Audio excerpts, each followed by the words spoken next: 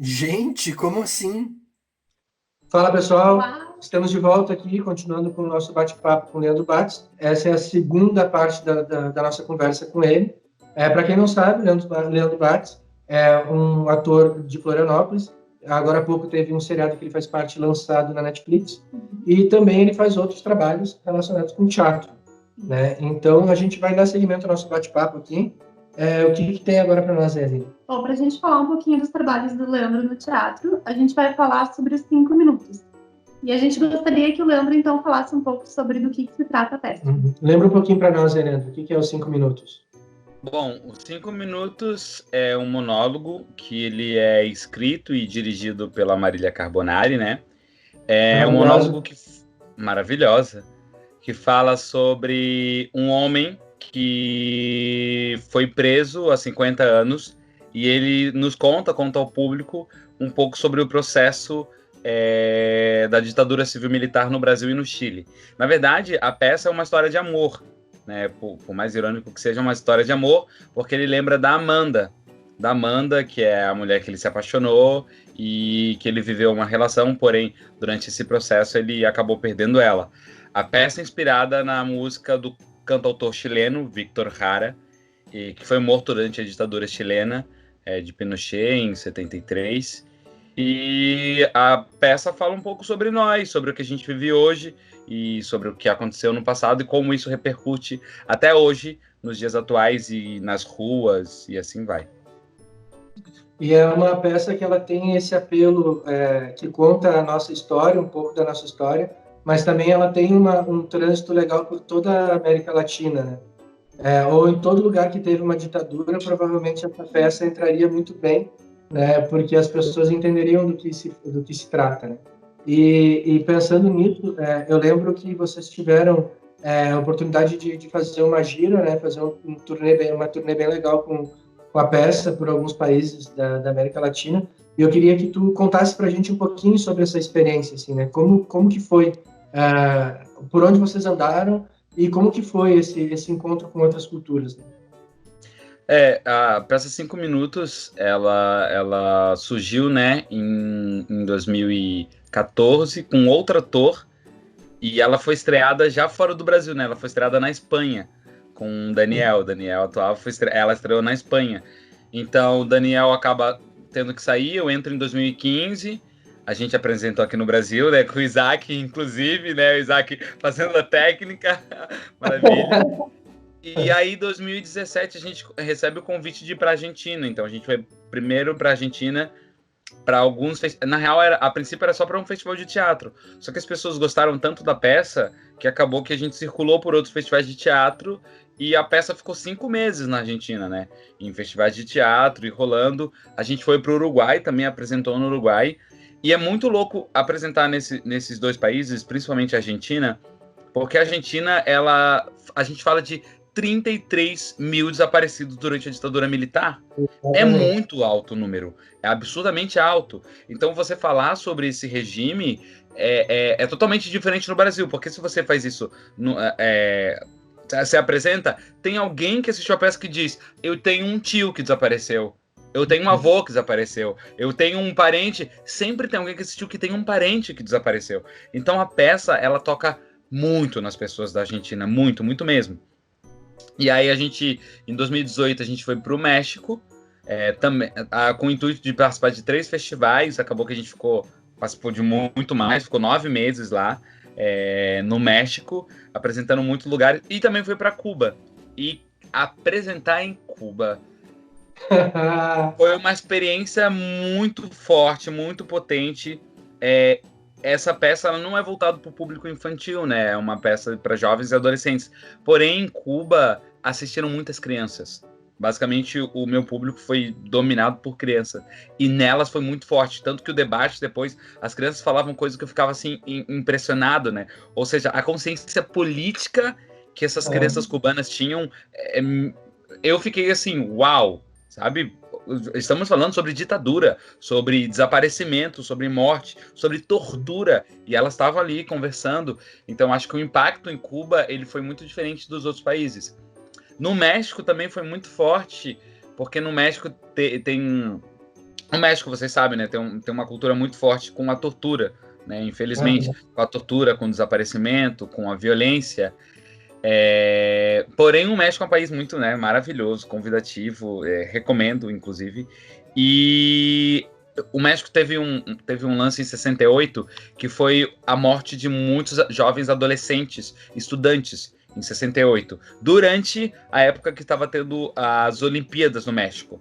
Então as pessoas associavam muito a peça a esse momento, por ser um corpo jovem, falando sobre desaparecimento, sobre mortos.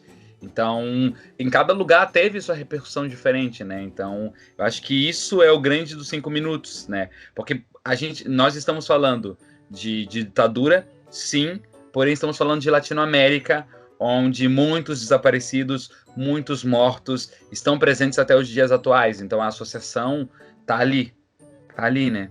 Então, é muito interessante. E esse período em que tu passou em turnê, para ti foi difícil estar fora de casa, longe da família, enfim, e como que foi para ti lidar com isso?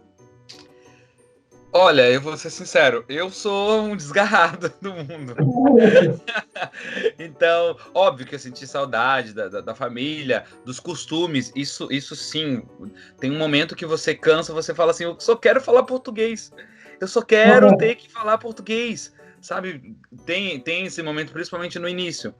Mas depois de um tempo, e com a tecnologia hoje, eu usava, né, falava com meus pais, falava com minha sobrinha, falava com as pessoas, né, que eu tenho grande apreço aqui no Brasil, amigos, enfim.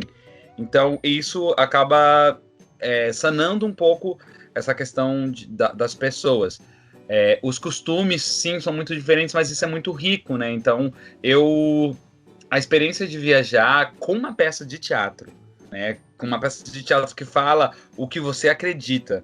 É um monólogo, então eu viajava sozinho, então eu tinha que ter todos os debates para bater de frente com as pessoas quando questionado. Então eu falava sobre eu não sou dramaturgo da peça, nem um diretor, mas eu falava sobre a dramaturgia, falava sobre a direção, falava sobre a interpretação. Eu tinha que ter base para tudo. Óbvio, comunicação muito com a Marília, assim, a gente comunicava muito, explicava para ela, com a Lia, que é a co-diretora da peça também, a comunicação estava ali. Porém, estar sozinho nesses lugares te dava essa autorização, você tinha essa autorização, essa autonomia de dizer, não, essa peça eu levo de frente, então é comigo que você vai falar, né?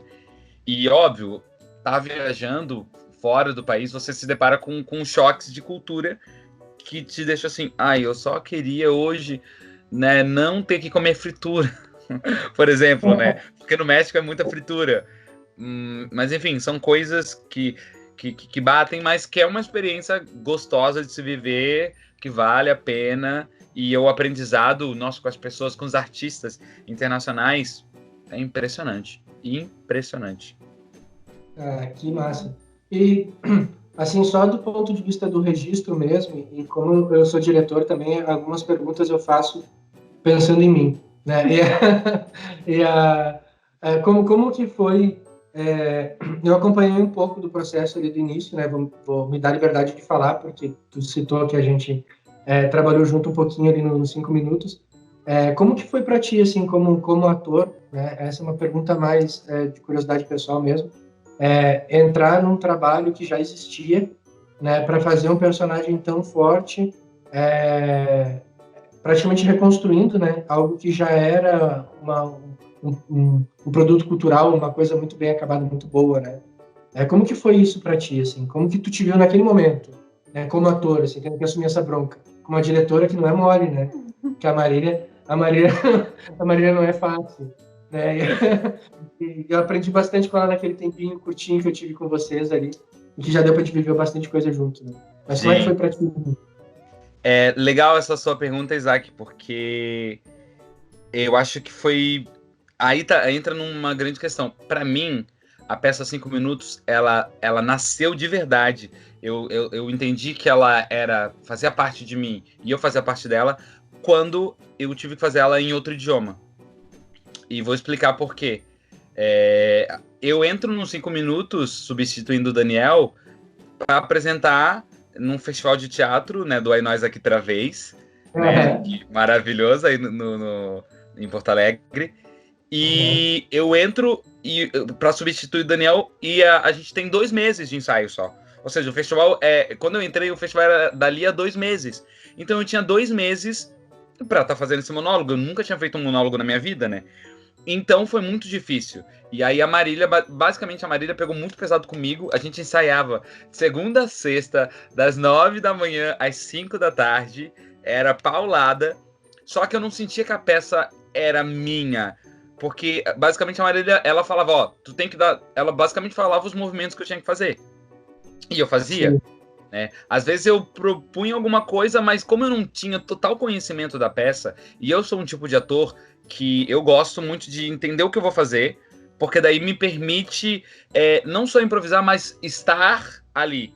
Não, sabe, deixar de atuar e estar, sabe? E eu preciso de um tempo para isso. Então eu achei que esse início de apresentar a peça, ela ainda não era minha. Eu estava só reproduzindo o que um diretor me disse. O que também não é problemático, né? Eu acho que é assim. Só que o legal é quando o ator propõe para o diretor também. Faz o diretor, peraí, isso é interessante, vamos trabalhar por esse viés, vamos tentar algo aí.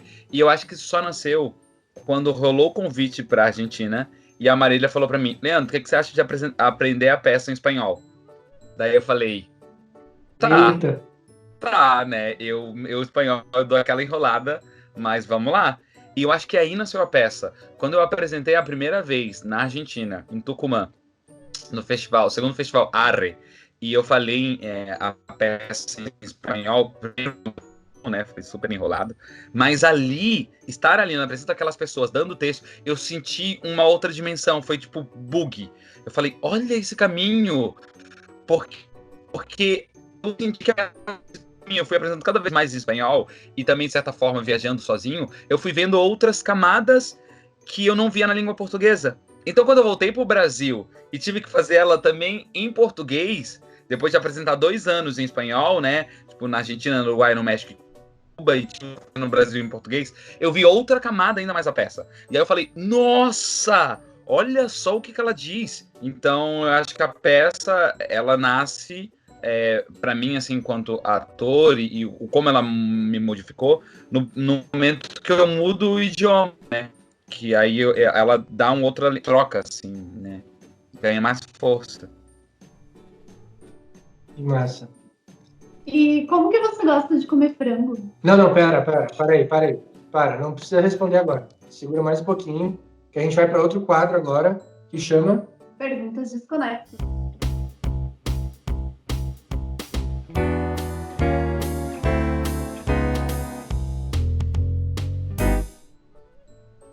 Vamos dar início ao quadro Perguntas Desconexas.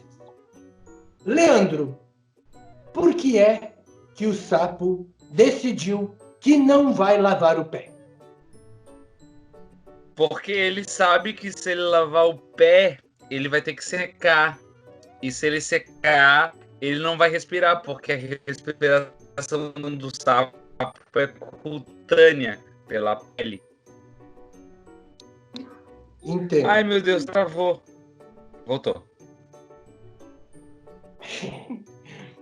Fazer cocô no camarim, azar ou sorte? Pode repetir a pergunta? Ai, tá travando aqui. Não sei se pra vocês, mas pra mim tá travando. Não, aqui tá indo bem. Voltou. Fazer cocô no banheiro do camarim, azar ou sorte? Olha, eu sinto que é sorte se você tem um elenco muito capacitado para lhe ajudar a fazer a coisa acontecer, porque aquele cheiro libera hormônios do corpo que fazem a sua atuação ser mais verdadeira. Eu não tinha pensado nisso. Também. Que horas são? Medeia, culpada ou inocente? Inocente. O horário que ela é inocente. Cadê Regina? Infelizmente, ela tá sendo a nossa secretária de cultura, né, lá pelo Bolsonaro. Maravilha. É. Bom, mas ao final os fãs querem saber como você come frango. Infelizmente, eu não como, sou vegetariano. Tudo bem. Ok.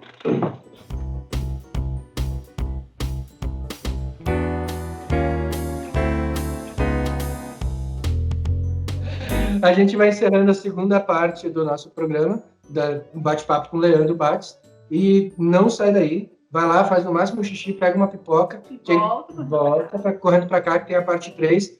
Se tu é um pouquinho atrasadinho e ainda não clicou aqui para seguir a gente, não clicou no sininho, né, não deu curtir aqui, aproveita que tu tem mais 5 segundos para fazer isso e a gente já vai para o próximo vídeo. Valeu, até o próximo. Tchau, tchau. Tchau.